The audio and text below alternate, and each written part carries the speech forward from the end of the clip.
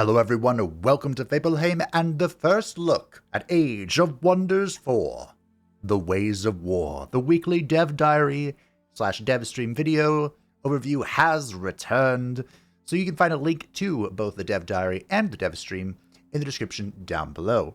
The first half of this video will be going over the dev diary, which is all about the new culture, the Oathsworn, and the second part will be going over all the things I noticed in the first dev stream.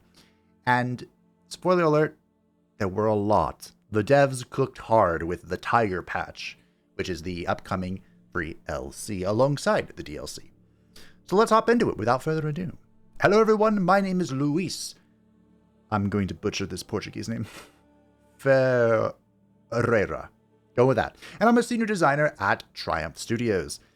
It is with great joy that I get to talk to you about the first content pack of our new expansion, Ways of War. Luis was the one who worked primarily or led the development of the Oathsworn, and he was on the dev stream if you'd like to learn more from his particular insight. Today I'll be showing you a new culture included in this pack, the Oathsworn. Nice little image there. The Oathsworn are an order affinity culture that then gain another affinity point based on the oath they take. Indeed, the Oath of Harmony, Righteousness, or Strife. In the dev stream they played as the Oath of Strife, which is the Chaos one. Their main mechanic is the devotion system, which tracks their actions and measures them against their oath. The higher their devotion to the oath, the stronger their units become and the happier their cities are. Each oath has a preferred playstyle.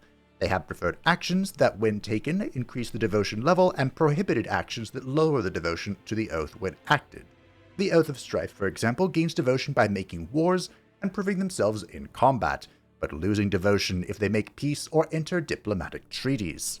At the start of the game, the Oathsworn are neutral to their oath, yet to prove themselves. But as they follow it, they can become adherent, then devotees, and at the pinnacle, they become paragons of their oath. This is the description.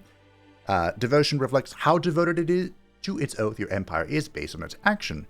Devotion influences the strength of a harmonized nobility and warrior soul culture unit abilities. These are just the unique passes of each of the subcultures, and it will give increased city stability to your cities.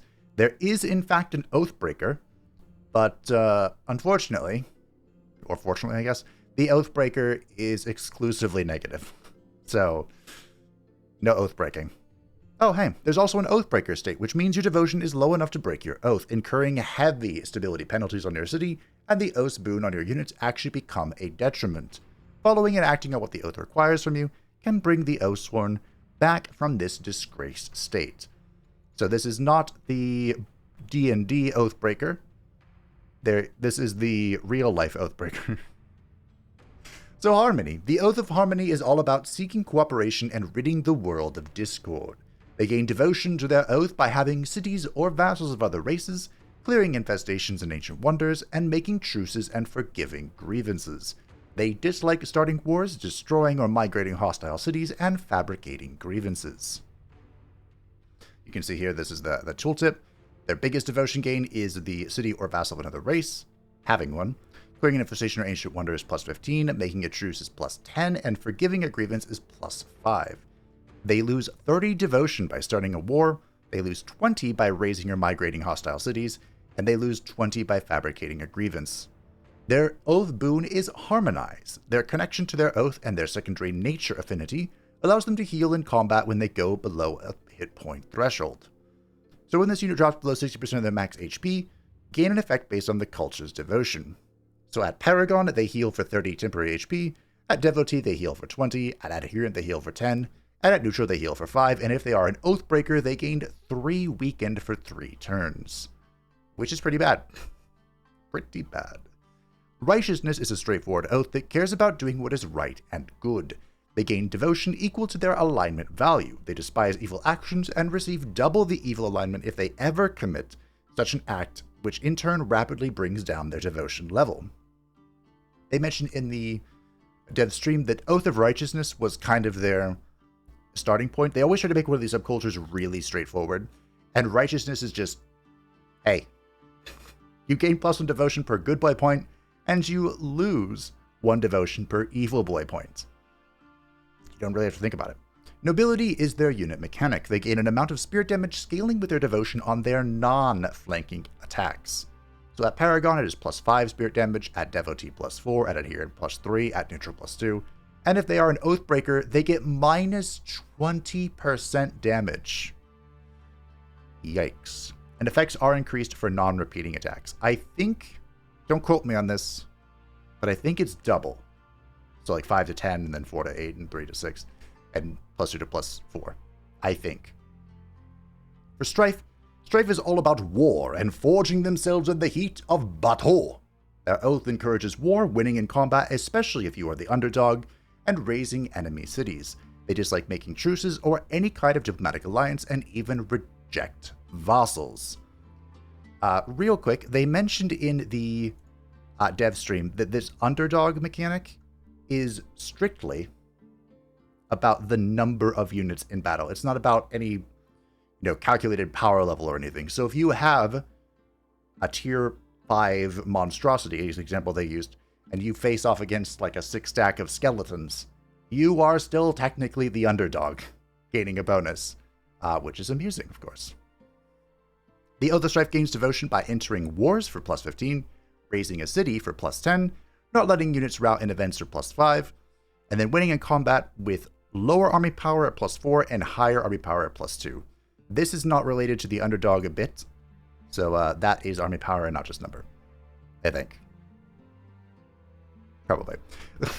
This also affects the warrior's soul, which I think was specifically what it was being referenced, which is down here. We'll talk about that in a second. Lose devotion by entering a truce for -20, a defensive pact for -15, or an alliance for -30. Oh boy. You also lose -20 for making a pact of vassalage, and then losing an own city -10. This might actually be a good culture for Chosen Destroyer. It might be. Their warrior's soul triggers when the enemy is overwhelming them. Yes, here we go. Giving the Strength Oathsworn an edge in combat when they need a push. So base attacks deal extra damage when the attacker is outnumbered based on the culture's devotion. So there's both, I guess both being outnumbered and the army power calculations are in play for different things. At Paragon, it's +4 fire damage. At Devotee, it's +3. Adherent, +2. Neutral, +1. And if they are an Oathbreaker, they get -20% damage regardless of being outnumbered. Yikes. And again, effects are increased for non-repeating attacks. I believe it is doubled. Don't quote me on that, though. Now that we know what their oaths are, let us talk about the units that will help you fulfill them. At Tier 1, we have the Sworn Guard. Someone, I theorized that these were peasant spearmen, and someone actually commented that they kind of looked like samurai. So maybe they would, I thought maybe they'd be decent spear boys, but, excuse me, spear lasses. Unfortunately, these ladies are the Tier 1 polearm unit, so shucks. You hate to see it. They're very basic, but their repeating attack, here we go. The Oathsworn start with 2 melee units, the first being the Sworn Guard. This one. A polearm unit that will defend your backline units while applying Sunder Defense with its attacks. It's just a polearm unit, and its attacks apply Sunder Defense, which is very similar to the Mystic Tier 1 Arcane Guard, but they of course apply Sunder Resistance. And then the Honor Blade. This is a fun unit. I like this one a lot. The other starting unit is the Honor Blade, a fighter which has an extra defensive stats, but it has a more costly drafting cost for its tier.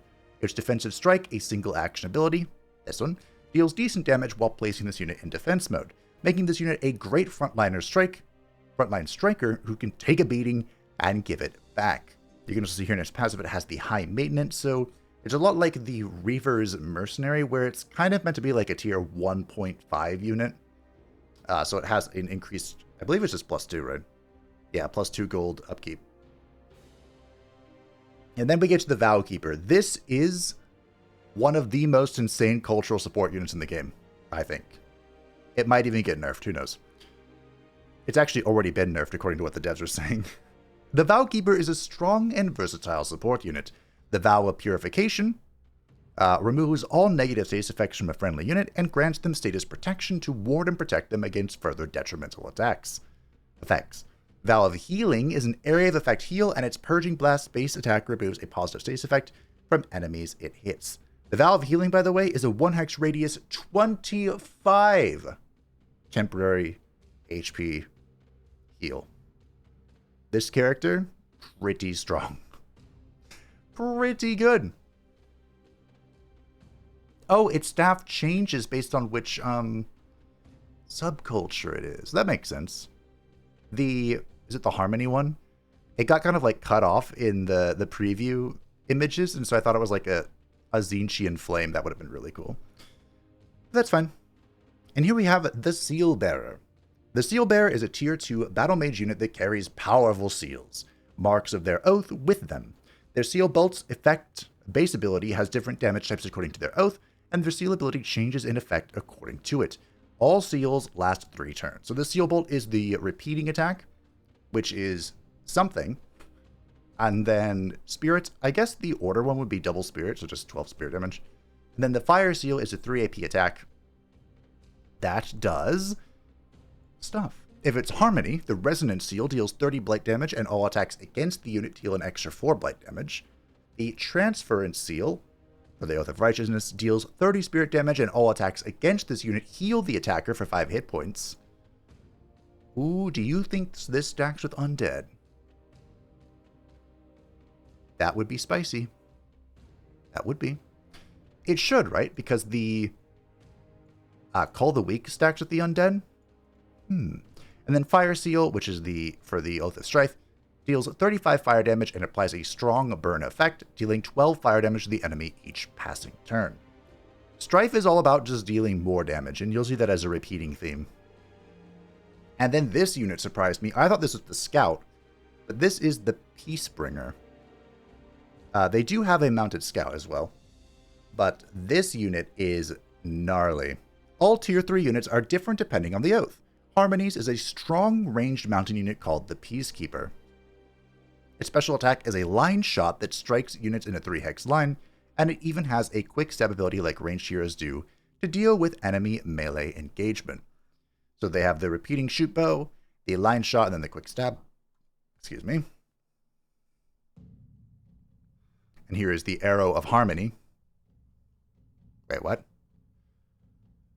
Is it not the line shot? Harmony's a strong range. Yeah. Something all tier. That is so much damage. 6 range, 3 AP, 20 blight, 20 nature, or spirit. A 120% chance of becoming pacified. Pacified is a new debuff that makes it so they cannot attack. They can still move around and do stuff, but they cannot use an attack ability. That's crazy.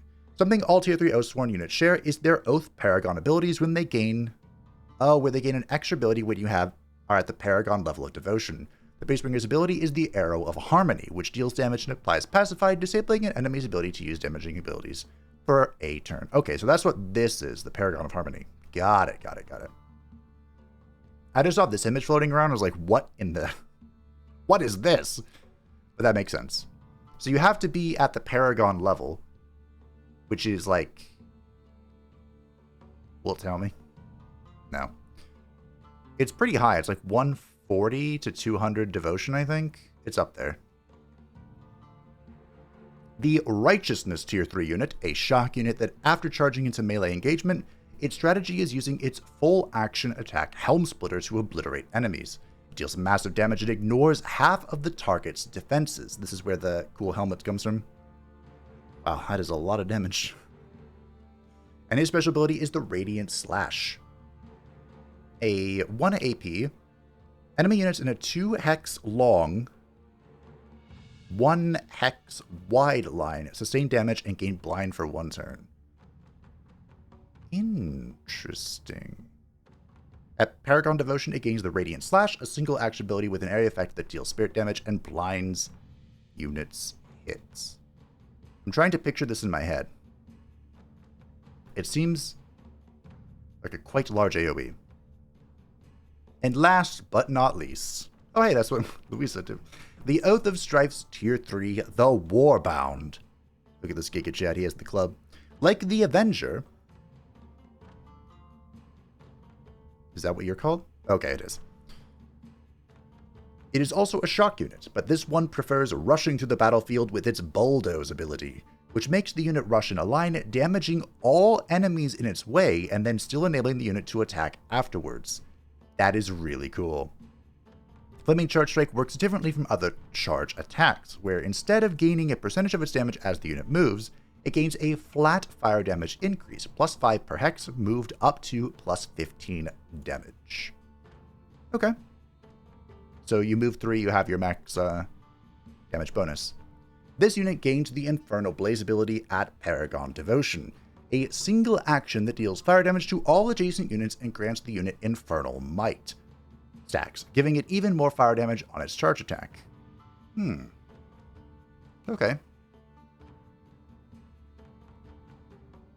So I guess could you bulldoze in and then pop this?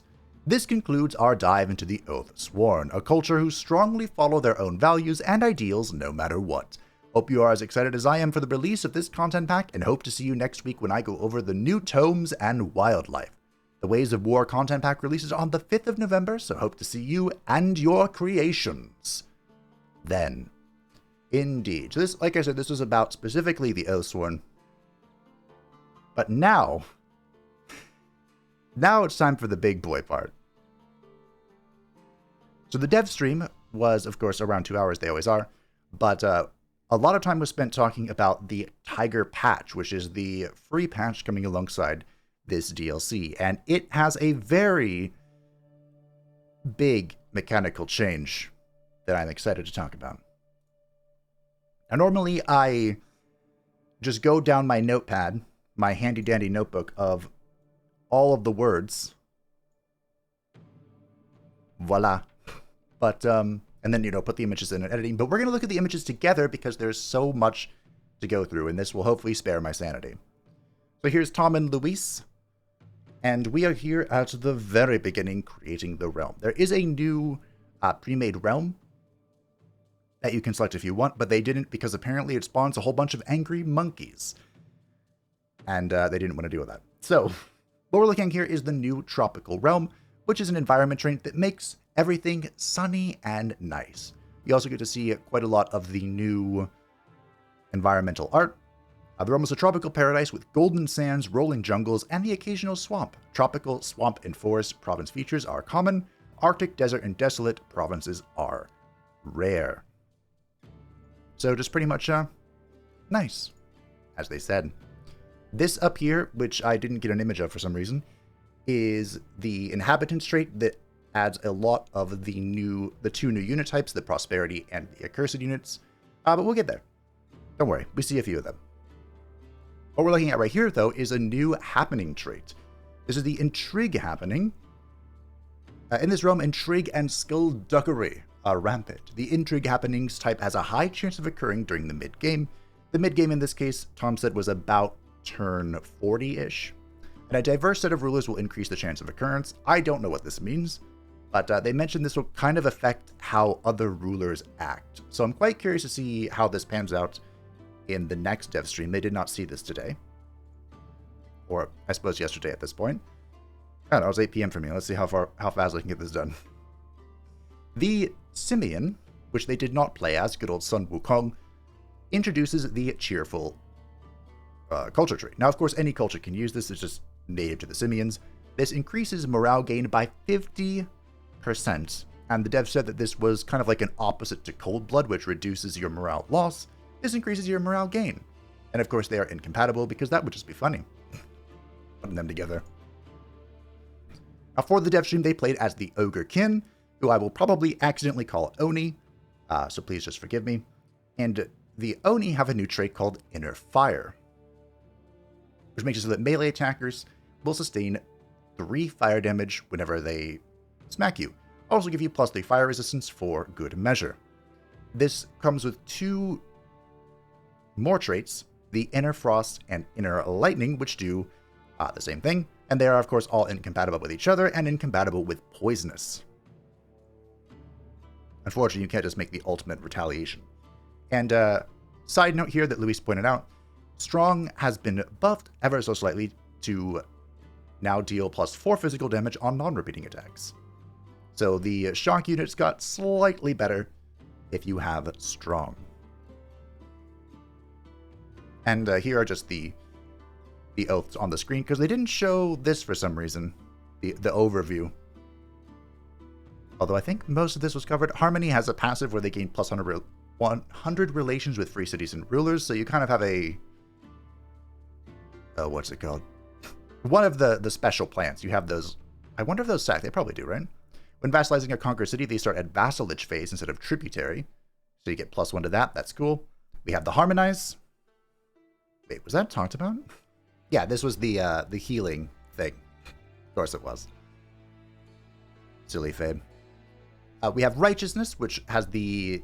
As mentioned, this is the really straightforward one, so you just have doubled negative alignment gain. You get the Nobility, and of course more devotion stuff. And then we have Strife, which, as mentioned, was played. Grievances against rulers with an overall better ranking. This is just plus 25 grievances when you meet somebody if they are a higher strength ranking than you. Raising cities and pillaging provinces take -1 turn. And raising cities and pillaging provinces yield Imperium. I believe raising a city is plus 40 Imperium. And then you have the Warrior Soul, which is bonus damage if you are outnumbered. And there are 2 new society traits in the Pantheon tree, but Tom forgot to unlock them, so we didn't get to see them. However, I just thought I'd point out that the Scions of Evil and the Fabled Hunters are incompatible with the Oathsworn culture, which is unfortunate because Scions of Evil fits the subculture of Strife incredibly well. I'm sure someone will mod that. And here we have the Tome of Discipline. There are 4 new tomes coming in the DLC. And we'll go into more of them next week, but we did get to see a lot of the Tome of Discipline. So here we have the Monk. We'll see the Monk later, but he's a brawler with some self-support stuff. We have Empowered Strike, which is a unit enchantment that affects melee units, giving them +2 physical damage, and the third attack in a turn has a 60% base chance of inflicting stunned for 1 turn, which is incredible once you start getting into the actual fisticuffs. Then you have Focus Aim. It's blocked by their camera, and they never actually hovered it when researching because this is for ranged characters, and they were about punching people. But I'm assuming this is not missing, or missing less, I don't know. I hate missing, so I probably like that. Then we have Inner Mastery, which is a minor racial transformation, which gives +1 status resist and +30% healing received in combat. That sounds great.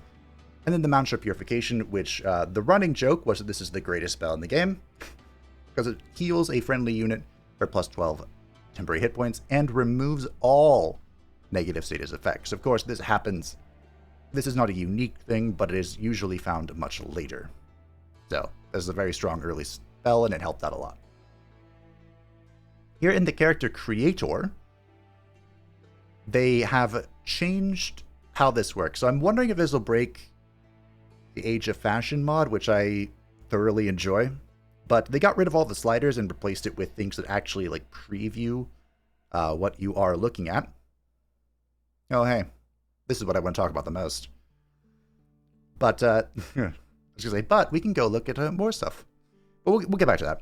So, this is the new hero class system. And this affects all heroes, not just the Gaudier. So I'm wondering how is it going to work with all the weapons you've unlocked. So I'll talk more about this when we get into the game and we can actually see the reworked heroes tree, because that's what they spent a lot of their time on for this for DLC. But there are 4 classes: the Defender, the Warrior, the Ritualist, the Mage, and the Ranger. That's 5. Counting is hard. And each of these classes have their own skill tree, and they have restrictions for what weapons they can use. In this particular playthrough, for the devs, they went Warrior Cestus. There is a new weapon type, the Punchy weapon. There's also a Great Club, apparently. And the Warrior can use all melee weapons, and is focused on shock units and on either shock, like charging with 1 big hit, or they're focused on loads of melee damage. And this will make more sense later, but here are some of the starter options. And then we have the Oathsworn Cultural Unit clothes. Cultural Hero clothes. That one is sideways, sorry. But yeah, they're very almost like samurai inspired. Some of them. There aren't many, but there's some. And then these are the horns for the Oni. They didn't go over all of them. They just picked the broken one because, hey, you've been injured while punching people. Fair enough. There's a new baseline mount, the White Warg, right here, which I think is just that one, but albino. And then at this point, they remembered there are 2 new exotic mount traits. I think did they say there was another one in the Pantheon? Maybe, but there is the Graceful Judge mount, which someone did point out in the comments of my previous video. This is the Keeleen looking thing, and it gives plus 5 HP, and it gives the Touch of Grace ability, which is a 0 AP melee range. Target-friendly unit grants a stack of Grace. Grace is something that is part of the new, Prosperity line, and what it does is that when you take damage, you will heal 10 temporary hit points, and it can stack up to 5 times. And it is incredibly powerful. But don't worry, this isn't the only source of it. And then there are the Blessed Dragon Mount exotic traits, and this is just a flying mount. Nothing special. Also worth noting, the Eagle Mount's been brought down to 3 trait points instead of 4. That may have happened earlier, and I just forgot. But yes, these are all 3 trait points now. The mounts. The finalized screen has changed. There are a lot of changes, but the most annoying one is that they moved it from the right side of the screen to the left. How could they? But here we can see the new Ruler Ambition system. Ambition is the rework to the Governor system. So governors used to give you some resource benefits based on what passive trait they had, and then based on the affinities that they personally had. That's all done away with. Now, they have a baseline bonus, and then they have a bonus based on leveling up their ambition. This is the Renown system that we saw in some of the teaser videos, and we were all, well, at least I was confused and perplexed. But you can choose from quite a few ambitions, and heroes will have a random one whenever they appear to show you their glory. And this will make more sense later, but here are a few of them. Just pillaging provinces, winning combat in enemy territories for whatever that one was. What was that? Raider. That makes sense. Privateer, clear a water infestation, win a naval battle. Duelist, personally slay a ruler in combat. Personally slay a hero in combat. Yeah, these are just a few of the ones that were shown. And now we're getting into the game. Into the glory. I have so much written here. Oh, I'll go back for a second because there was something I wrote down and I didn't talk it. But when it comes to the hero classes, real quick, so we can see them here. Warrior can use all melee weapons and are focused on melee damage and or shock damage. Talked about that. Defender can use all melee weapons except shock weapons and are focused on retaliation and or defense. We will actually see a defender later on. Mages are about, and I quote, blowing shit up with magic, and can use orbs, staves, and I think Eldritch Sovereigns fall into this category. Ritualists are all about support skills, and again, I think they can use everything a mage can. And then Ranger is all about range damage with bow and arrow, but you can get some melee stuff as well. I also assume this is where the crossbow and the mage lock falls. I'm assuming. They didn't mention those, but that would make sense to me. Okay. We're in. Now. Counterstance is one of the Oathsworn cultural spells. It is a combat buff spell. Friendly units in a 1-hex radius for 1 turn will gain first strike, so they will attack first when something hits them. They gain an extra retaliation attack, and they gain defensive masters, so they always end in defense mode. I think this could be a lot of fun to do like a retaliation inner fire counter build, which is kind of what they were going for, but they were also just going for, you know, slaughter, which I can respect. And there's the defensive masters. So here is a bit more of the Renown system. The player character will always be a gaudier governor. It doesn't matter what type of character they are, whether they're a champion, a wizard king, an Eldritch Sovereign, or a Dragon Lord. And while governor, which you'll always be governor of your capital city. The rewards are based on your renown level are plus 20 food at level 1, which is where you start. At level 2, acquiring new population requires 20% less food.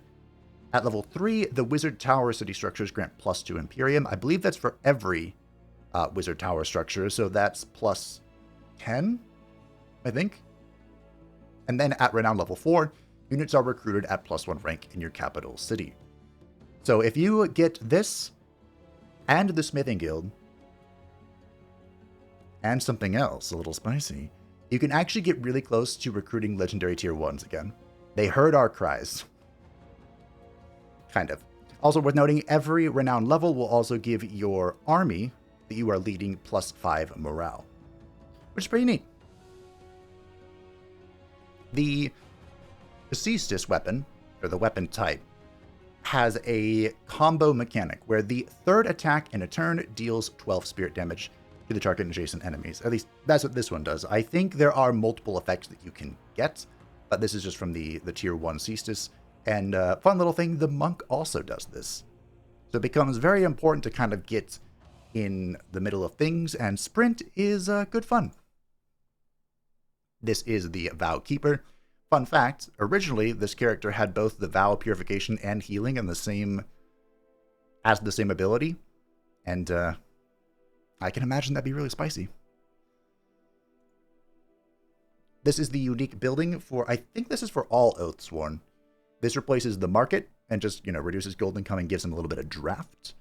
All well and fun. And here is one of the new unit types. So this is an Accursed Fiend. They also went back and renamed the regular fiends that we know to Infernal Fiends. I'm not sure if there are any mechanical changes with that. I would assume not. But the new Accursed Fiend is all about applying Ghost Fire, which deals fire plus frost damage. And they have the Accursed Body passive. There's the charge. The Accursed Body passive, where there's a 30% chance of somebody who hits them in melee being inflicted with Ghost Fire. It's also worth noting, Ghost Fire will replace any burn stack. So if something is burning and you apply Ghost Fire to it, all of those stacks will become Ghost Fire. And the main key difference here is that something afflicted with Ghost Fire can then be frozen, which sounds really fun. Originally, burning and frozen, they counteract each other. But now you can put someone in an ice cube, and they'll burn away. I was thinking of how I can combo that. And honestly, I'm still not sure. But, we'll see. Look at this beautiful combat screenshot, because I missed the thing I was going to do. There's been a minor change in combat, where almost all obscuring terrain, so these little bushes, these trees, they count as difficult terrain. So they cost an extra movement point to move through. And this is largely a change, well, to make the maps a little more interesting, but also to help skirmishers. Because skirmishers have the swift passive trait where they are unimpeded by difficult terrain, but it was pretty uncommon that came into play. So now they just made it so almost all obscuring effects also slow. So skirmishers have gotten more powerful, and this is a side buff to the, I forgot their names, the Raptor exotic mount, because that gives all of your cavalry and all of your optional cavalry the skirmisher benefits, which is pretty spicy. Just a fun little thought there. There's also something else really mechanical, where so for example, this little guy here, this sword boy, if a charge unit, a shock unit, were to come in and run into this obscuration terrain, his charge would be cancelled, which is very specific, but apparently that's a mechanic. Even the devs forgot about that. So they said they might keep it in unless they get complaints about it. We shall have the inhabitant traits. There is one more minor AI improvement for combat. It's called Spiked Mode, which is funny. But I'm not sure if this is a part of it. But basically, these skirmishers, when they were the only ones left, like when all of these enemy units were on their face and hitting them, they were running away and shooting. So in this patch, there is improvement to the combat AI. We'll see how much of an improvement it really is. Maybe the AI will stop committing honorable seppuku by teleporting into you. We'll see. Who knows? And thus this begins. Alright, this is the new skill tree. The devs received feedback, complaints, that the skill tree was too simple. And so they said, hold my beer. And here we are. So there are 3 sections to every hero skill tree. This left side is based on the type of Gaudier that you are. They were, of course, playing as a champion, so they have the Mortal Champion tree. A little bit of a side note, all heroes in the game that aren't, part of your pantheon will have the Mortal Champion tree. But this part right here is getting cut out for them. And there's a very good reason. The center part is based on your class, and then this part over here is your new signature skills, which have been entirely reworked. And as well as a lot of these as well have been reworked. So, where did we start? The reason this is being cut out. So over here in Mortal Champion, there is Command. This is a 4-range, 1 AP ability that will basically sacrifice your hero's turn to restore all of the AP of a non-hero unit. So this is spur to action, but it does take 1 AP, and it can be upgraded to Coordinated Command, which does what it did previously, but then will also affect another friendly unit within 3 hexes. So you can technically spur to action 2 units simultaneously. It does take your turn, but most of the time that's probably worth it. And as mentioned, this whole little section here is being removed for the regular heroes, because that'd be pretty strong. Over here we have the Foraging Training. While Army Leader, all non-hero units in the army regenerate plus 10 hit points per turn. In my little notebook here, I put in parentheses, does this stack with the new Fabled Hunters? Because that would be pretty fun. That would be what, plus 15 per turn? And then you can build an item for... Is it plus 10 from the item? Or plus 25? Healing. And then that leads to the Endurance Training. While Army Leader, all non-hero units gain plus 10 hit points and plus 2 status resistance. The Mortal Champion is all about support for the most part. Not for the most part. They're all about support. Then we have Experience Leader. While Army Leader, all non-hero units in the army gain plus 2 experience each turn, which can be upgraded to unlock Logistics Training. While Army Leader, all non-hero units have a minus 9% unit upkeep. These are things we've seen before. They're just in different places. Although I don't think we saw Foraging before. I think that's new. And then we have on the left side here the formations. They called these tactics. And while Army Leader, all non-hero units in the army grant plus 1 defense and plus 1 resistance to adjacent friendly units. You have to pick between defensive or offensive formation. That's what this lock is here for.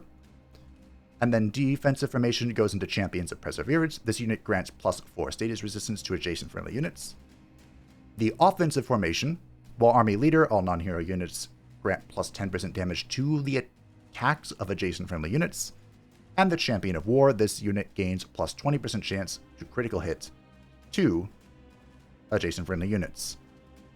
Which brings me to a question, a theory craft, if you will.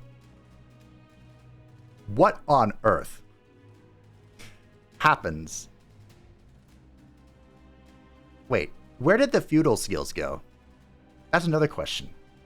The feudal culture has like a feudal lord section in their skill tree. Did they just remove those? I don't think they would. Huh. But the feudal culture gains benefits for staying together anyway, just passively. And then you, of course, have cultural traits, which are like overwhelming. I can't remember what it's called. Defensive. It's not formation, but, defensive stance, overwhelming stance, where they're straight next to each other, they gain bonuses. I feel like you could couple all these together to create a truly horrific, or grand, I suppose, team. Be good fun. So, in the middle here, we have the warrior class. That's what the Gaudier was, because it's a punchy character. And you start off having to choose between one of two paths, at least for this one. It is different for the different classes. They aren't all this diamond shape. On the left-hand side, you have a Knight, which gives you +1 defense and +10 max hit points. This will lock out Berserker. You have to pick one or the other. Knight leads into Prepared Charge. If this hero is not engaged in melee when its turn starts, then its next attack will do +20% extra damage. This is the side that's all focused on shock, on charge damage. So that's +20 damage to a charge attack, which could be absolutely insane. That leads into Guarded Charge. The hero enters defense mode after a charge attack, or you have to pick one or the other. Brutal Charge. The hero's charge attack gains displace the target unit, move into its hex, and inflict sundered defense. Personally, I think the other one's better, but hey, you do you. Those were the only ones I thought they went over this one, but maybe they didn't. Those are the ones they covered there. And then the other choice from Knight is Berserker. Melee attacks gain +10% damage, and you gain +10 max hit points. I don't know about you, team, but that speaks to me. The damage. And so does its evolution. In the center, this is neutral for both of them, is Second Wind. This is the warrior's version of Sprint.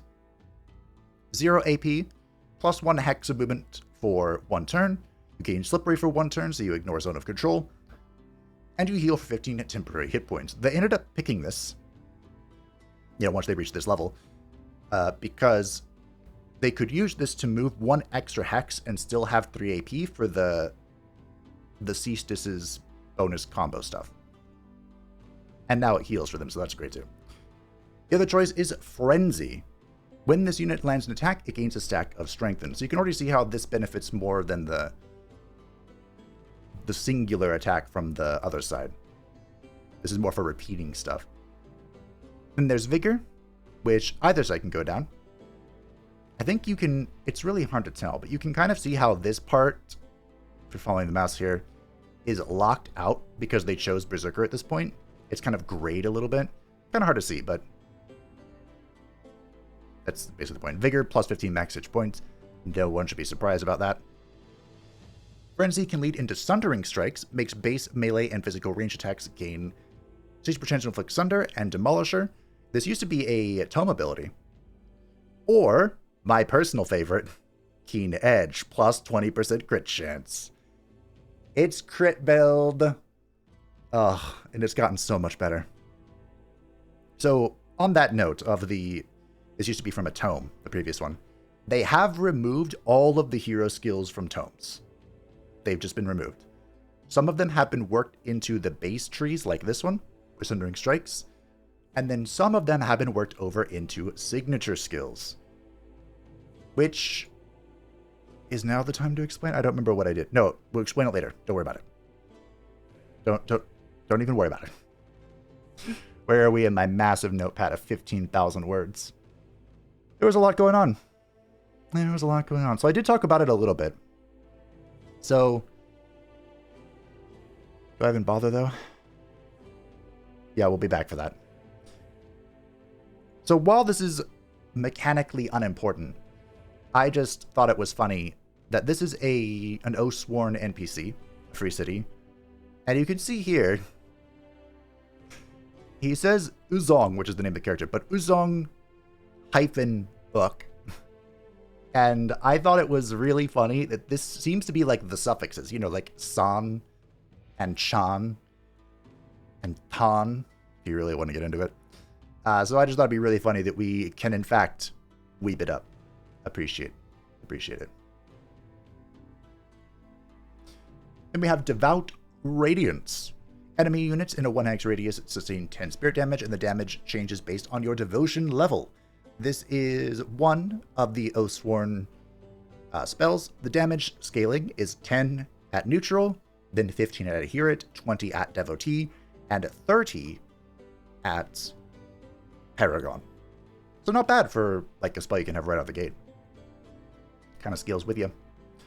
This is the Blessed Dragon, a tier 2 support unit they fought quite a few times. And it is part of the new Prosperity unit type. It also, I think that's Celestial right there. Possibly. And the Blessed Dragon is a tier 2 support unit that has Graceful Rain, which I think is a 1 hex radius. But I was more interested in this Grace. You can see this is the tooltip here. I don't think its stacks will cause it to heal for more, because healing for 50 and then 40 and then 30 seems out of control. I think it's literally just healing for 10. And fun little fact, they had to nerf Grace because they had it where stuff would apply like 2 or 3 stacks at a time, and the internal testers hated it. So now almost all sources of Grace is just one. Just one at a time. Here, they're looking at the Scout. Every Scout has a unique trait, and for the Oathsworn, the Strife Subculture Scout does bonus damage, and the other two, Righteousness and Harmony, they will always survive if they retreat. So they can run away from battles if they get caught. And they found the Capstone Prosperity unit. The Prosperity Dragon. He's beautiful. Don't let this UI toolbox get in the way. The Prosperity Dragon has an attack based on the Eldritch Sovereign. So they have the Spike attack, which is their super long range, 8 range magical attack, dealing 30 spirit damage. And adjacent enemies will take 50% damage, 50% of that damage. Then they have the Radiant Rebuke, which is a melee attack for 20 spirit damage. And then they have Bestow the Mask of Prosperity. This linked to a friendly target at 6 range for 1 AP. Damage sustained by the link unit is transferred to the Dragon of Prosperity with a 35% damage reduction. So the dragon will only take 65% of the damage, and at the start of each turn, this unit and the linked unit will gain Grace. So they will, when they take damage, they will heal for 10. You can recall it as well. I wonder how good this will really be. I mean, this is a soldier at 5/6. Maybe it'll be really good. It depends on how this defense stuff works. Excuse me. The percentage reduction. Does it take into account the defenses of the original target or the dragon? Or are we getting crazy and it takes into both? Hard to say. We'll have to play that one out. Then there is the Reign of Prosperity. This is a 3 AP action where all friendly units will gain Grace and lose 1 random negative status effect. Also worth noting, pretty much all of the Prosperity units have the passive Inner Grace, where at the start of the turn, if they do not have Grace, they will gain 1 stack of Grace. And most of the Prosperity units are also dragons, so they have Draconic Rage. You know, Draconic Sword. Oh, there we go. There's the Grace. This was good fun. Whenever on this reward screen here, there is now the Disenchant equipment option, where if you don't like any of these, you can immediately break it down for Binding Essence. And this can be done before you have an item forge. I hope. They didn't actually do it because these are incredible items. But I hope you can. It makes sense. It's there. And Tom wanted everyone to know that he spent 2 days of his life going to the randomizer and refining it. So previously, a whole bunch of just complete and utter trash would drop. Like to the point someone went out of their way to make a no random loot mod. And I went out of my way, to be fair, it took me like 15 seconds to download it. So I hope this doesn't break the mod. I don't think it will. But the random loot table has been modified, and I will turn off the mod for my first playthrough just so we can experience this change for ourselves and determine if it is necessary. Also, something in my notes here that I didn't have a picture for. They are doing diplomacy changes. I put additions/changes/improvements, but they could not be done for this DLC or patch because they spent a lot of, like, an unholy amount of time on the new hero skill tree, which we'll see more of in a little bit. So diplomacy changes are in the list, the to-do list, somewhere, possibly. Additionally, there are 2 new Asian-style dragon heads that have been added to the Dragon Lord, but They were not able to change the body, so there won't be any Cloud Serpent Noodle aesthetic, unfortunately. There are also 2 new Eldritch Sovereign heads, both of which can be unlocked in the Pantheon tree. So there were some additions to the previous other ruler types, but not many. And now we get to the Monastery. This is the special province improvement provided by the Tome of Discipline, and it is a bloody good one. It gives plus 10 city stability, plus 10 draft, and then per adjacent farm, plus 2 city stability and plus 3 draft, and counts as a conduit. Being able to get plus 10 city stability from a tier 1 tome is insane. And if you plan out your, well, plan out and, get allowed by your spawn, it wouldn't be too difficult to make that plus 18 city stability. And draft is always good. Like, I think the Tome of Discipline is absolutely cracked. I think it's insane. We'll have to play it out, of course, but very strong. Very strong. I'm lost in my notes. There are too many of them. Too many. School of Mastery. Yes, that's next. So the School of Mastery is the special province improvement of the Oathsworn. And this gives plus 7 mana, plus 7 draft, and units produced in this city start with a plus 1 starting rank. So combine this with the Smithing Guild, with the God-tier Governor rank, and we're almost back to Legendary. Almost. Almost. I have a dream. The Adherent... Wait, what? Yes, when they reach Adherent, they got plus 10 city stability. I don't think this was mentioned in the dev diary, but each level gives you... I mean, I think they vaguely mentioned more city stability. Here's the exact number. Then their Warrior Soul gains plus 2. Fire damage, that's when they're outnumbered, because they are the Strife sub-culture. And here's the Radiant Guardian. I thought this was like a cannon previously. That would have been really cool. But this is... Could you please turn around for us? The Tier 3 shield units, part of the Prosperity line. And he is a tanky boy. 7 defense at Soldier rank. But he has the Radiant Transposition, where you can swap positions with a friendly unit, and enemies adjacent to the unit sustain damage and have a 60% chance of becoming pacified, meaning they cannot attack him. He seems very strong. You run in there with like a skirmisher or something really fast, and then you transpose, get in there, get in their face, and smack them. And then this is when they were selecting their hero, and... Oh, I didn't even see that when I was watching the stream. There's a shuffle button down here. That could be really good. So they had some choices here, but you can see some of the Prospecting Governor, which with the Renown level gives gold additions to mine. Each mine gives city stability. Each population grants additional gold, and then plus 10% more gold income at level 4. That's insane.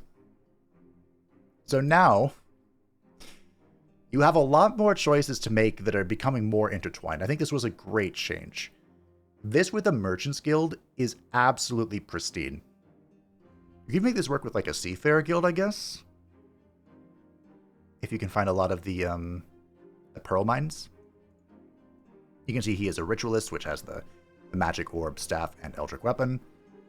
The Ritualist specializing in support through healing buffs and combat summons. He is a Fearmonger, so he likes to rout enemies in battle, which isn't that hard. Usually not hard to... because usually something will... at least one unit will rout, right? If you kill everything else and there's just one unit left, usually you can convince it to rout. But if you're a full morale bomb build, this is just level 4 and like 3 combats. And then this is the one they end up choosing. The Guardian here is a Defender. And she is an Industrious Governor. So each quarry grants plus 5 production. Each quarry will grant plus 5 at city stability at level 2. At level 3, city structures cost 20% less gold. And at level 4, city structures grant plus 2 gold in addition to their normal effects. Unfortunately, this hero was a Dominator, where they want to recruit or raise units after combat. That or raise was an insane stipulation, because I'm pretty sure every combat in my current Anubis playthrough, there's like 10 units to raise. You could just finish this off as a Necromancer in a heartbeat. But this is a good time for them to mention that if you get a hero whose ambition cannot be fulfilled, like for example Dominator, they had no ways of raising or like dominating people in combat. After a few turns of receiving no contribution to their ambition, they will ask you to pick a new one. I think it'll be randomized, but don't be disheartened if you get an amazing governor and a terrible ambition. You can change it. And this is a defender. I don't think this got hovered over, but we saw it earlier. This image is just to showcase. We can see it in some of the other units, but the shield, the OS1 shield, has their little chaos affinity thing on it. So their subculture image goes on a bunch of their stuff. There's a new resource node, the Blossom Orchard, which gives +5 food and +5 production. I don't know what this would let you build on it, though. Maybe a farm, maybe a forester. The Pledge of Strength is the unit enchantment for them that gives their non-cultural units their specific thing. So in this case, the Warrior's Soul. If they're outnumbered, they'll be doing a bonus damage. And then for 1 millisecond, for a blink of the eye, they showed the Tome of Calamity, which is the Tier 4 Shadow Chaos Tome. Bring Calamity to the realm and burn your enemies in cold Ghostfire.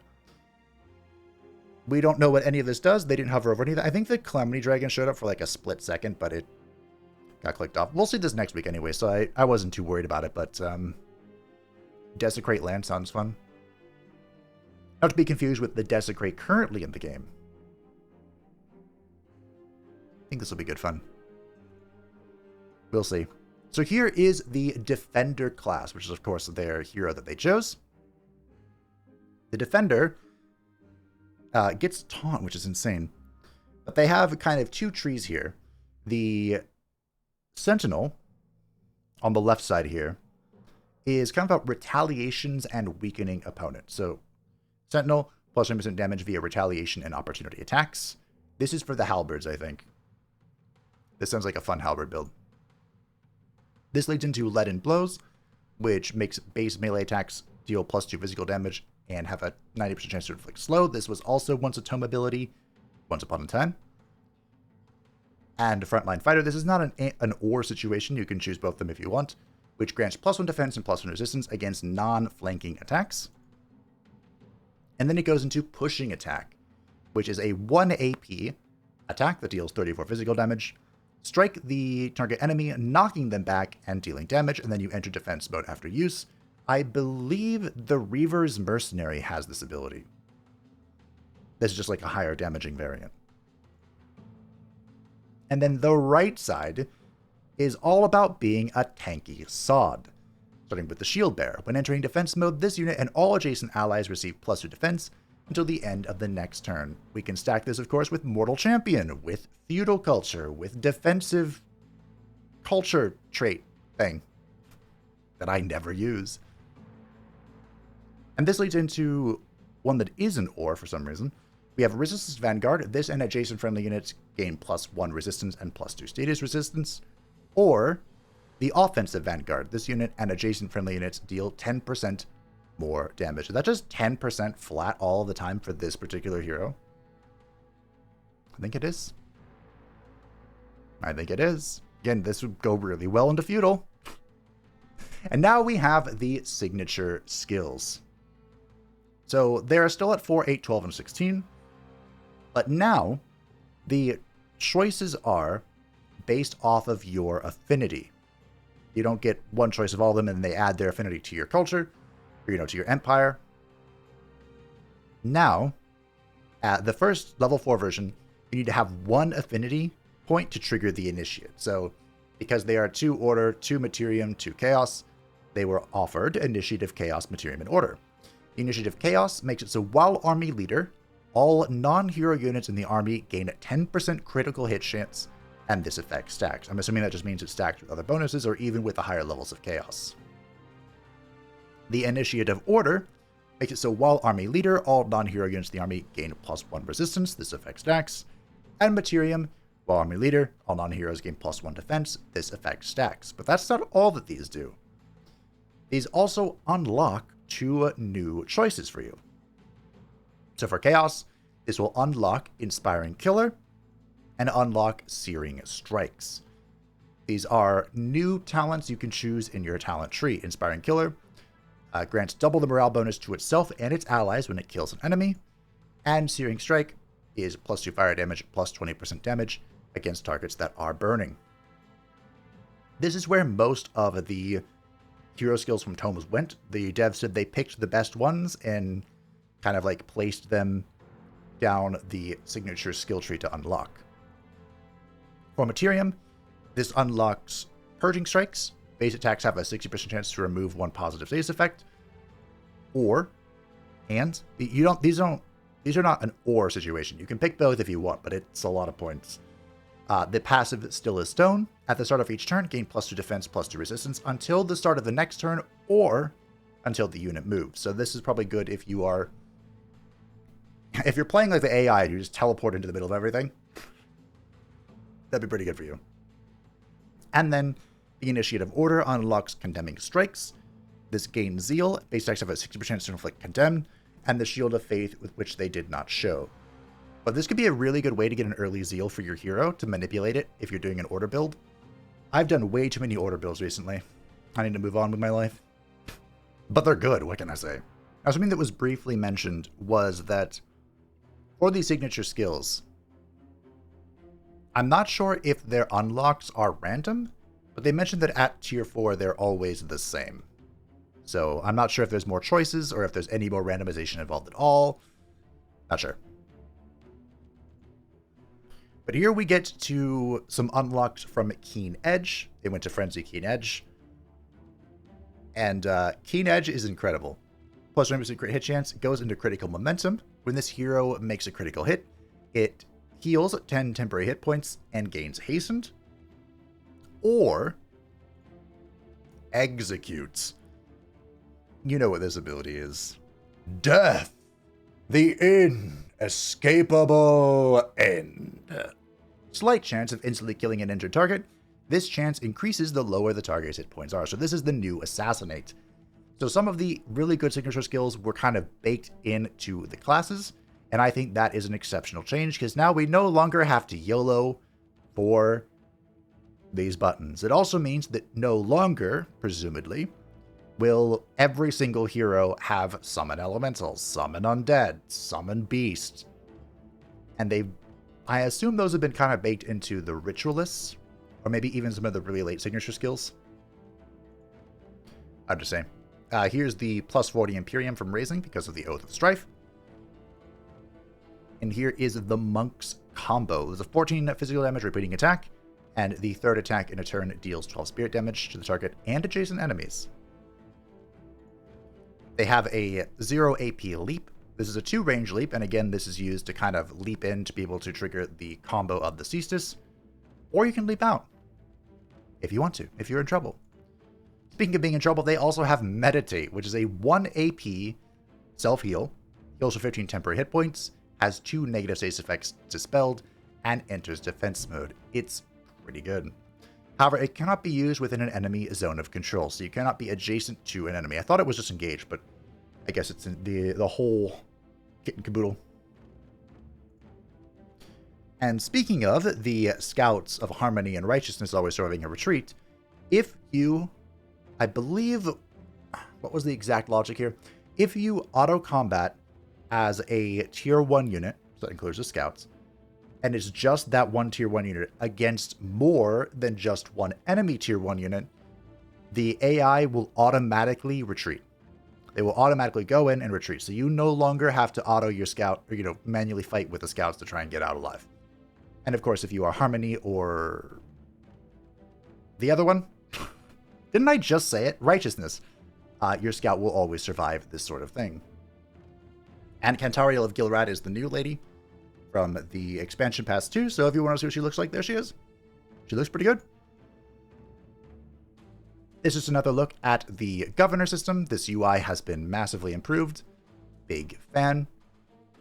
Happy. And then we have the Tome of Shade. So someone asked to see the tome. And this is the Tier 2 Materium Shade Tome. All kind of based on The Intrixie. It's actually focused a lot on blind, which I thought was really fun. Because I was talking to someone a long time ago about adding blind out and about, and I was like, I think they've reserved blind for the Materium tomes. And hey, here we are. So Rending Shadows is a combat spell.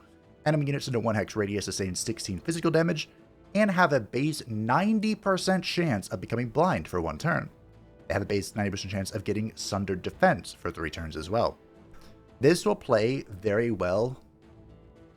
Oh, which is it the Tome of Winds? Now, isn't this the Rock Tome? I don't know. One of the Materium tomes that Blint always used to use. Maybe it just replaces it, I don't know. Because there's the Living Shadows. This is kind of blocked by the dev cam, but they did explain what it was. It is a minor racial transformation that grants plus 10% evasion, and enemy attackers have a chance to become blind. So more retaliation stuff. And then there is Shadow Blades, which seems like this could be insane if you could build around it. Melee attacks of enchanting units, all the melee characters, ignore 50% of the target's defense and resistance if that target is blind. So if you can reliably mix blinding into everything, you can just ignore half of their defense and resistance, which sounds really fun. They did not talk about the Shade Network, so I'm not sure what this is. Again, I think this is a city structure, but not sure. And here is the Shade themselves, the tier 3 shinobi-looking character. They are a skirmisher unit. And they have the Throw Shadow Dagger, a 4-range attack, 20 physical damage that has a 90% chance to inflict blind. And then they have Fatal Strike, which I think is really cool. This is a single melee strike with Fatality. Damage increases based on the target's lost hit points. I wonder, when I was looking at this, I was wondering if they were going to kind of increase the availability of Fatality. Like, I don't think it'd be put in much else, but maybe you could make a weapon with Fatality now. That'd be cool. They also have the Shadowed Escape passive, which was not hovered over, but they mentioned that when dropping below 30% HP, they will drop a Smoke Bomb. And that was the last image I had. This is the thing I'm literally recording right now. Okay, stop. So that was the dev stream. It was a good stream. If you'd like to watch it, of course, you can find it in the description down below. And the devs absolutely cooked with the free patch. I'm really happy with it. I'm really excited to see the hero skill tree and how people break this down and create the best of the best. And how I break it down too. Of course, I don't want to. Maybe we do Warriors of. I don't know. There's so many. There's so much potential now that is untapped. Of course, I still think there are some things that are. The power level seems to have jumped to the next tier, which slightly concerns me. But we'll see. I have to get my hands on it before I make too many judgments.